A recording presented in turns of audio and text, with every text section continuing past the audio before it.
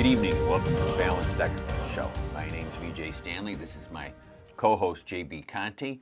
Back in this week after replacing the lovely, talented, beautiful, insightful, intelligent, incredibly gorgeous Katie. But I digress. JB had a little scare. We're glad he's back. We're glad he's healthy, and couldn't be happier that the show is back on track. Although I have to one more time say that Katie was just phenomenal, and the fact that she proposed to me does mean there is a problem there. As we do every week, your marriage and the '69 Mets and the 80 and Olympics. the 80 Olympics. Yeah. Well, the fact that she proposed to me is just phenomenal. I mean, that certainly means that I can sell. Like at our company, they used to say my dad could sell ice cubes to the Eskimos, but I could get them to reorder. All right, our positive story of the week. One of our listeners actually called me and gave me this story, and JB, I think it will be near and dear to your heart because I was beaming. It was a youth soccer team, and I really don't want to say the age because they were older over our equal play or EPUT program, but they were teenagers. I'm just going to leave it at that. So they were high school varsity level.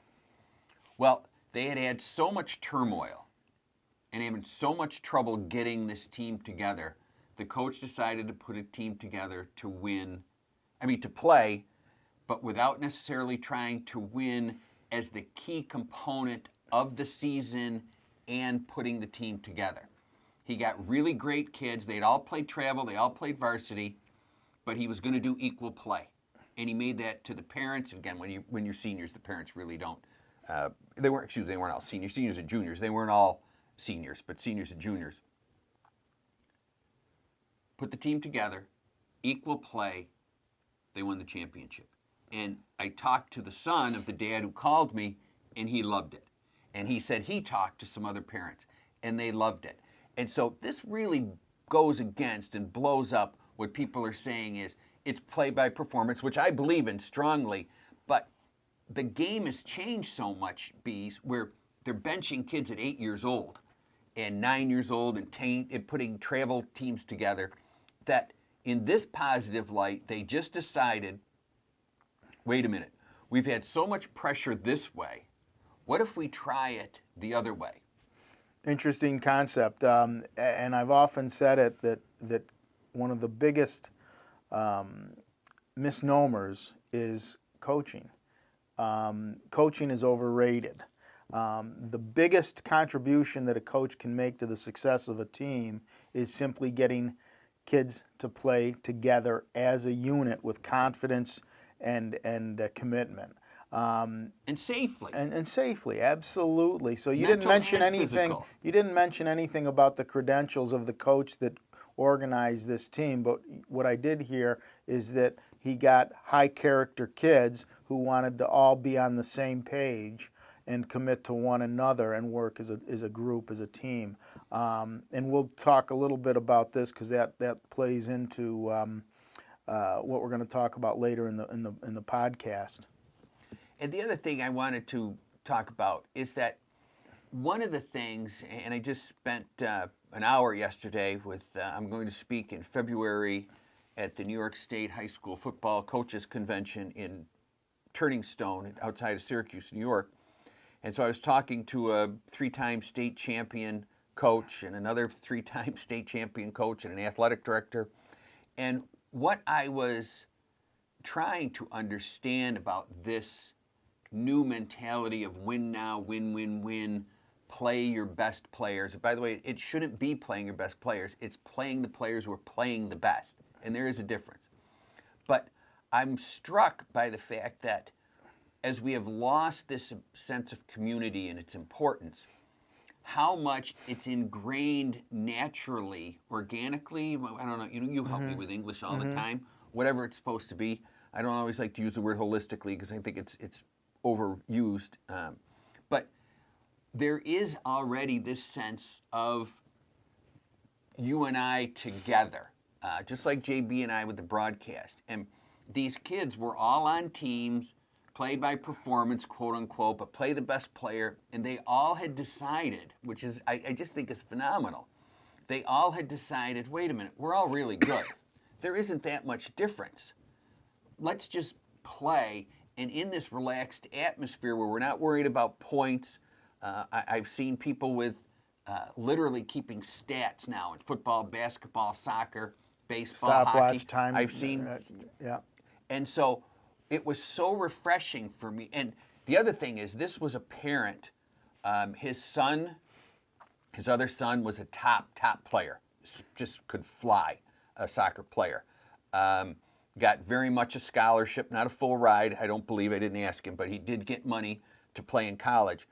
But I was just struck by how enthused this guy was. Because as you do play performance, unless you have a ton of training, you don't always get it because you have pressure outside for winning, pressure from this parent, this stat, this thing, and everything. And once you get to the equal play thing, it eliminates all that, and you can actually do what you're talking about, the important part of coaching. I think it's nice to know that the kids out there play for their teammate beside them and feel the connection with them, and that's what excels them. They want to support and play hard and perform for their teammate, cultivate that team concept. And our crack producer, Gary, from Rock Sports Network was commenting about the World Junior, where he saw the two kids on the bench talking about how much fun it was. And I can't stress enough that if I'm at JB like this nonstop, it doesn't matter how well he performs short term doing that. Is he in the right mindset to create and give his own input, not just be some kind of robotic child, or JB's not worrying if he makes a mistake, or I'm not worrying if I make a mistake. So what happens is, because the pendulum, and you know how much I believe in balance, how much the pendulum has swung to winning and playing the best, and all we're trying to say is, yes, are we going to the other end with our EPUT program, equal play under 10? Absolutely. But what the hope is that we get back into the middle, right? Balanced. Right. We'll be right back after these messages. Welcome back. Our next segment, as always, is VJ's Quote of the Week. And this is one of my favorite quotes. And all these quotes are original for me. So if you think that I have taken this from somewhere, please let me know, because I haven't. This is truly what I do at Frozen Shorts for part of my day. You can ask my wife and kids and my hockey players. They used to put the quotes up at the U of R on the wall, unbeknownst to me. They also put up how long it was going to take for me to bench every player on the team. I didn't know that one until after I retired. Quote of the week: You'll never be happy with what you want until you're satisfied with what you have. Pretty prophetic. Wow. Can apply to certainly not only youth sports, but well beyond throughout our lives, and certainly throughout the lives of a teenager or adolescent.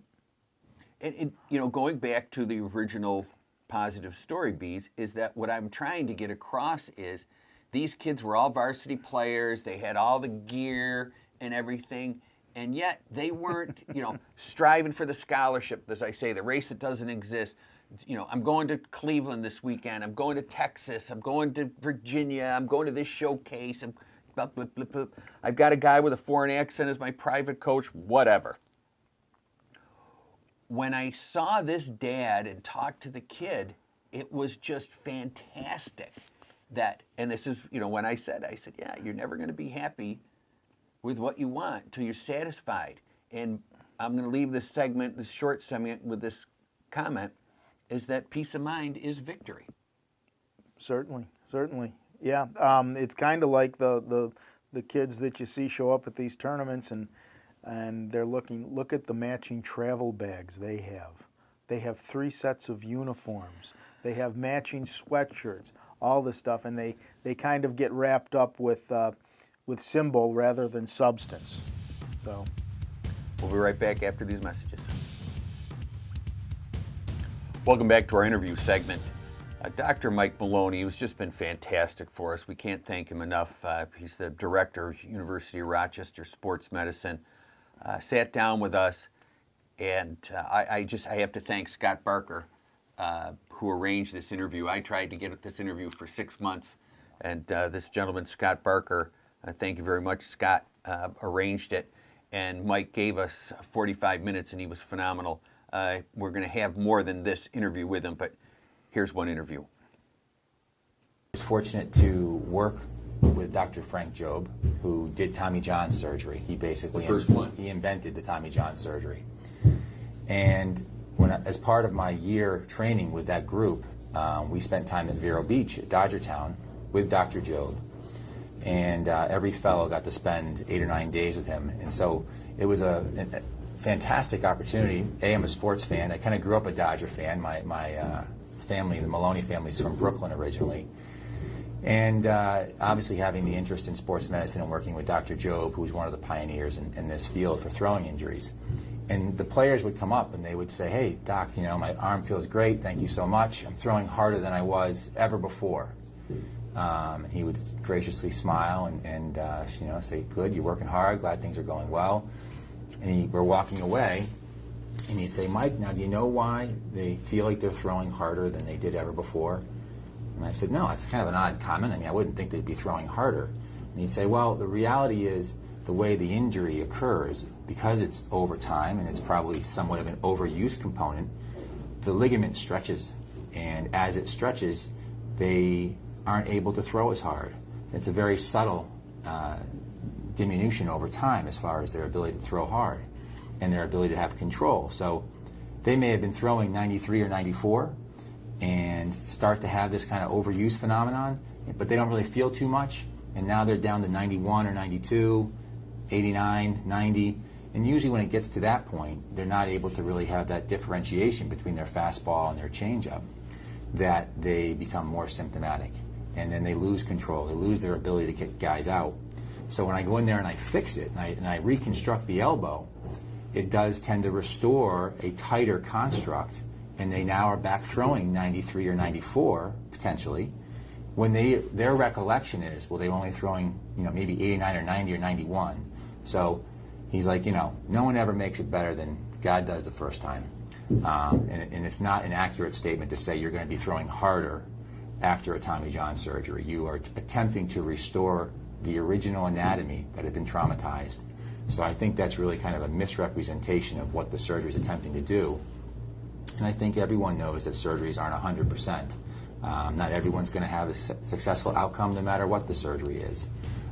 So I think that really is probably an over-representation of what happens. Well, Bees, even though it's the dead of winter, and the reason I picked this, of course, is because if everybody's going left, I always try to go right. But there are kids still throwing. Private camps, private coaches, this, that, and the other thing. And I think Mike Maloney, he was with Tommy John, the guy. Frank Jobe is the inventor of Tommy John surgery. But what I really liked is when he said about the overuse component and how there is a decline, and then there is the false thought that, wow, I'm actually throwing harder. Yeah, exactly. He did a good job of illustrating that they aren't, in fact, throwing harder. They're just trying to regain their skill level, their velocity, if you will, to what it was when they were healthy. It's not a miracle cure that's going to put 6 or 7 miles an hour on your fastball, but he did a good job illustrating that. What I also would have liked to have known, and I know this is, he would have been able to comment on this, is the number of surgeries in the younger age group. So in other words, in his practice, he could probably say that 15 years ago there were a half a dozen 17-year-olds that had surgery, and today that number has exponentially expanded, and there might be, in his practice, might be, I don't know, 20 or 30 or something of this nature. But my point is that they're having more and more of these surgeries at a younger age, and it's really sad because ultimately it's overuse and damaging. Well, in the scholarships, we talk about it a lot, and what we're really trying to do is we talk and point these things out. In the end game, we're trying to make it a friend of mine said, you're trying to inject life. What we want is these kids to be healthy at 30 and 40, 25 years down the road. And these injuries are just so devastating long term because they try and rush back and this thing doesn't work. And what Mike Maloney has so eloquently put is that this kind of symptomatic injury is now pervasive, not just with the elbow, the shoulder, the knee, the back, the hip, the leg, the ankle. I was just watching another video where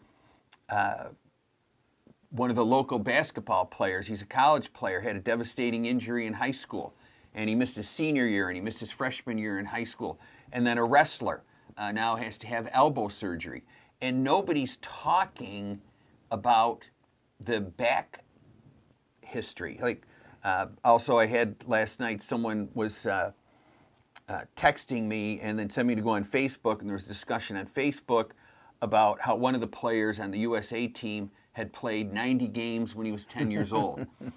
Well, just because you're doing it doesn't mean it should be done, but the doctors are saying an entirely different thing. And the idea that more is better, again, what JB and I just talked about in the last segment, is it's all the way over here. So what we're trying to do is go a little bit farther past the middle, or in some cases, like me, way over, so that eventually it will balance out. But these injuries to these kids, JB, are really, not just physically, because you're a coach, you're a baseball coach, not physically traumatic, but they're mentally traumatic. I mean, they get a little of the, the love and everything from the kids in school when it first happens, and the girls and everything. But then after a while, as you know, rehab sucks. But there's a mental. I saw it. It's funny you should say this because I had during Christmas shopping, I was at one of the malls and I saw, I'm going to guess, a young lady, maybe 16, 17 years old, and she had obviously had some sort of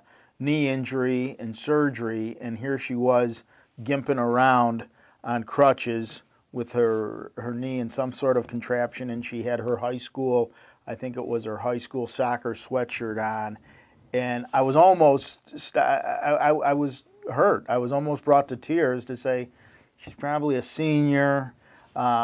She has her prom to think about. This is what it has gotten to.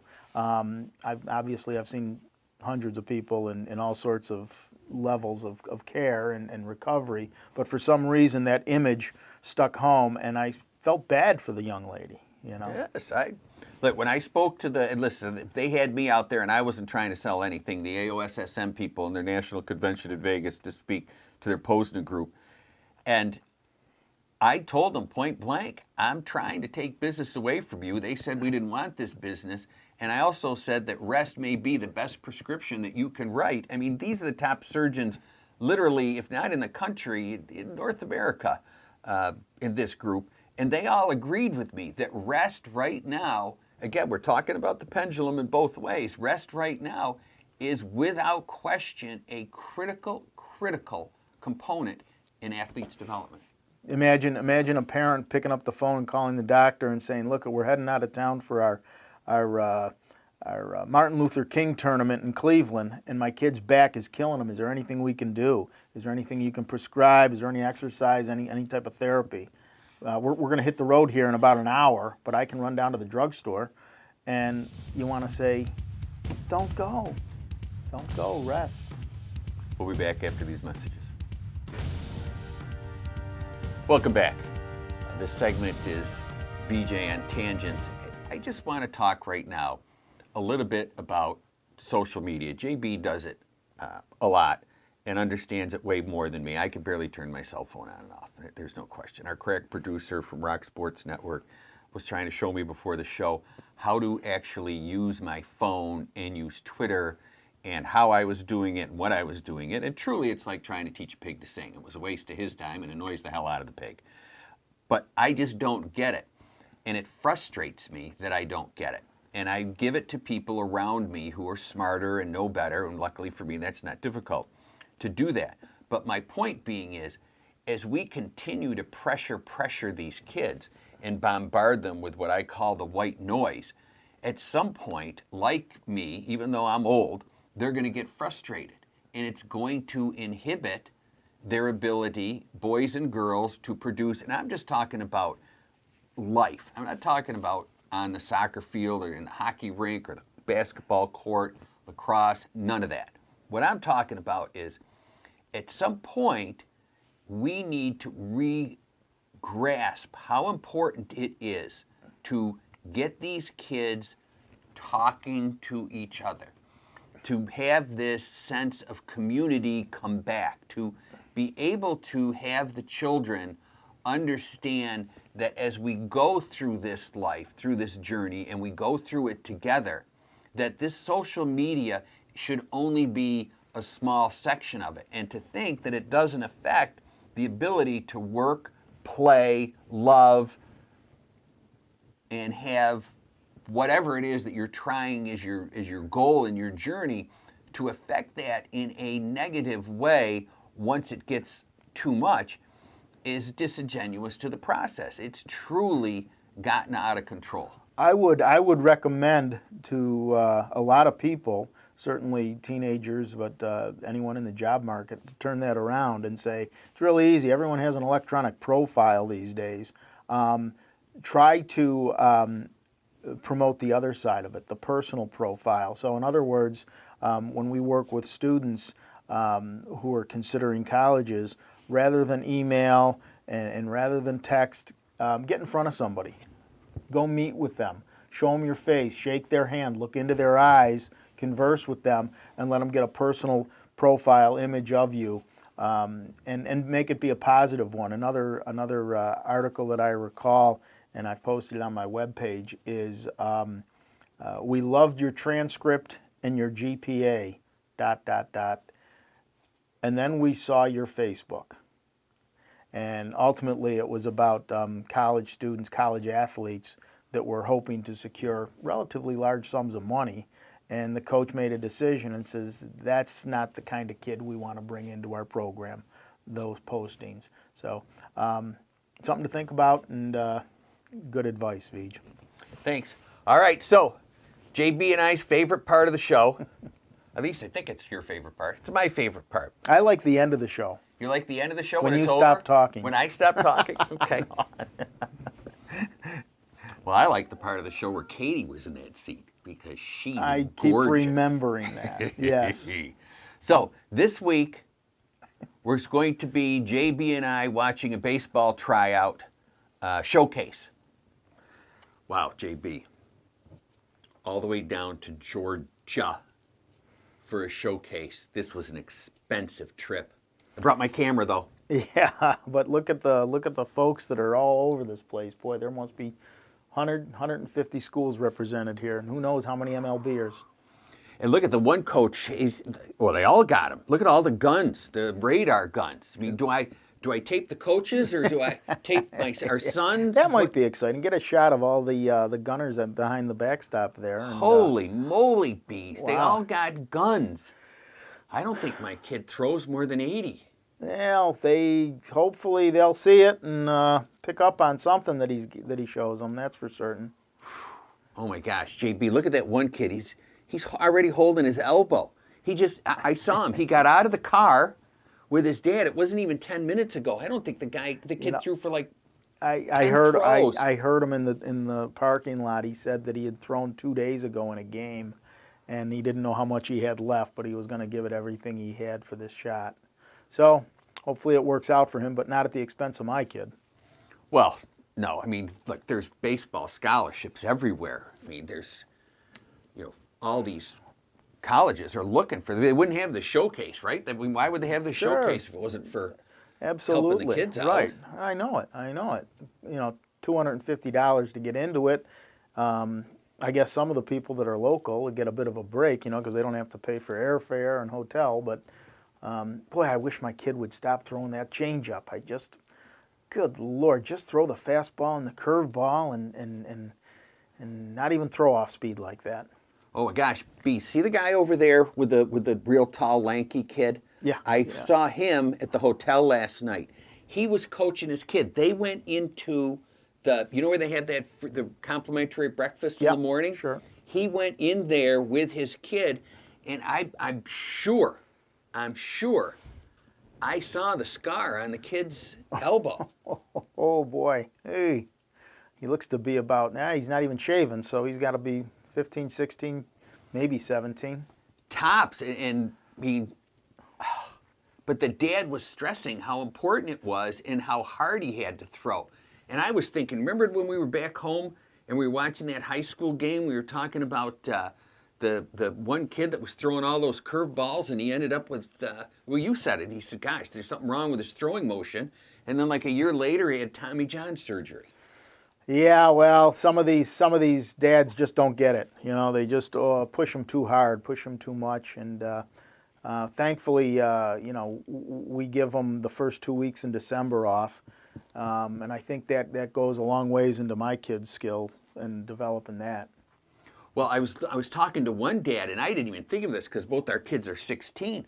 This one dad, his kid, not here at this thing, but we were back home.